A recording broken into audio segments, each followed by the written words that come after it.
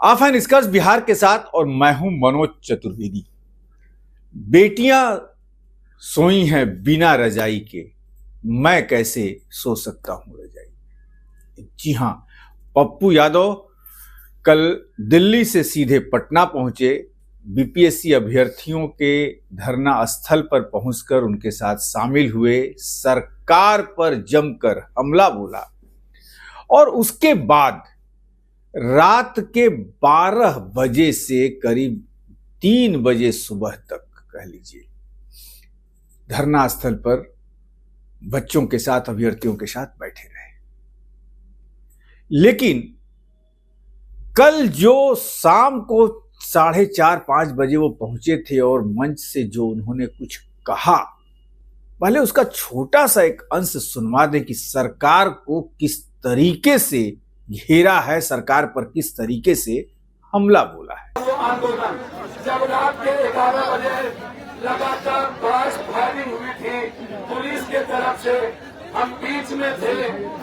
शीशे हिंदी शीशे का मामला था। हिंदी पट्टी के बच्चों को IAS में हिंदी के कारण बहुत ज्यादा सीट नहीं मिल पाता था। एक लंबी लड़ाई हुई थी जिसमें गोली खाने में और हम लोगों ने अडवाणी जी के हाथ से हम लोगों ने मार दिया था उस सिलेबस को, उस बिल को। फिर SSC की लड़ाई बहुत अंदर हुई। लेकिन आज जो कुछ है, जो इस मुद्दे को लेकर के कितना बड़ा एग्जामिनेशन हुआ, हमारे बच्चे 7 बच्चे हड़ताल पर है, लगातार नक्सल पर है, सत्याग्रह पर है और 2 बच्चे आज हमारे यहाँ से जा चुके हैं जिनका हालात अच्छा नहीं है और वो PMCH में है। ये बच्चे भी इसी बिहार के बच्चे हैं, पॉलिटिकल बच्चा है। हम जब सोशल मीडिया खोलते हैं तो आप लोग उसमें सबसे पहले लिखते हैं डिनोसाइड, आप लोग लिखते हैं डिनोसाइड, डोमिसाइड का मुद्दा आप लिखते हैं। सबसे पहला मैं आपको वही देखता हूँ। दूसरा मुद्दा लिखते हैं एग्जामिनेशन, री एग्जामिनेशन, और इसी एग्जामिनेशन का मात्र जिक्र है और पेपर का जितना रिकॉर्ड होता है उस पर आप फिर दोबारा चर्चा नहीं करते हैं। लेकिन अभी जो बात सामने आई है या जितना मैं जानता हूँ, जो पेपर दिया गया, जो क्वेश्चन किया गया, ये इतना सरल क्वेश्चन जो दिया गया, जिस लोग कहाँ से किस परिस्थितियों में दिया गया।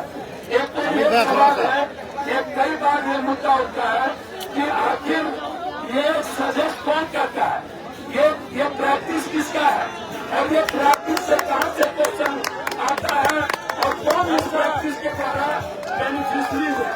अब इस पर तो बात होती नहीं है, इसमें बेनिफिशरीज कौन है, किसका प्रैक्टिस था, कौन प्रैक्टिस। दूसरा मुद्दा ये है कि आप नॉर्मलाइजेशन की बात करते हैं। सुना आपने?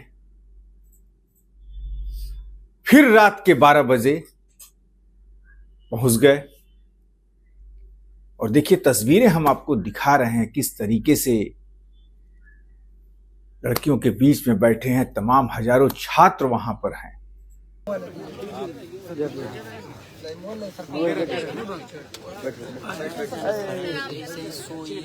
सर, जैसे जो बापू परीक्षा केंद्र है वहाँ पे 12,000 बच्चा बैठता है।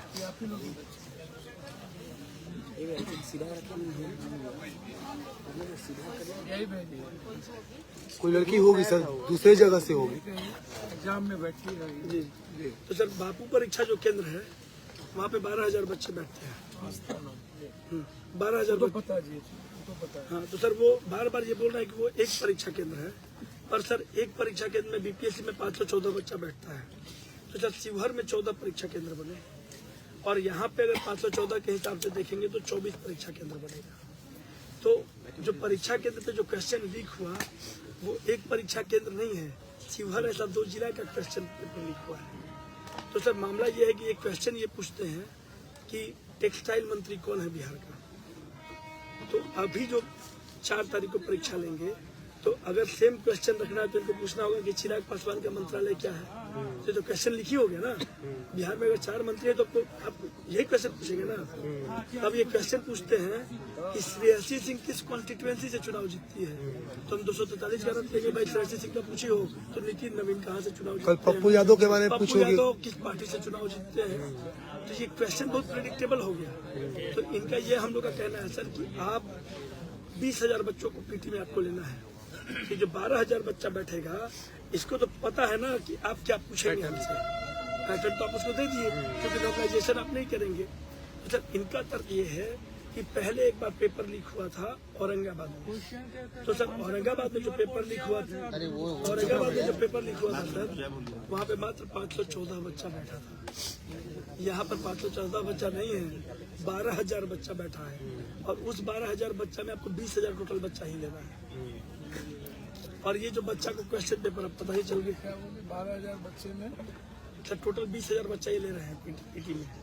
और यहाँ पे अगर यहाँ पे 500 बच्चा होता तो हो सकता है बच्चों को दिक्कत नहीं होती, और यहाँ 12,000 बच्चा बैठ रहा है सर। और इस 12,000 बच्चा को पैटर्न पता है कि आप क्या पूछेंगे कि कौन मंत्री कहाँ का है। तो लड़ाई अब इस बात की है कि भाई ये 12,000 बच्चा को बेनिफिट मिल जाएगा, या तो इनका क्वेश्चन बहुत हार्ड होगा। और समझ सकते हैं कि ये जो बीपीएससी के अभ्यर्थी हैं ये अपनी मांग मंगवाने के लिए आज उनका 7वां दिन का ये सत्याग्रह है, लेकिन सरकार अभी सुन नहीं रही है कुछ।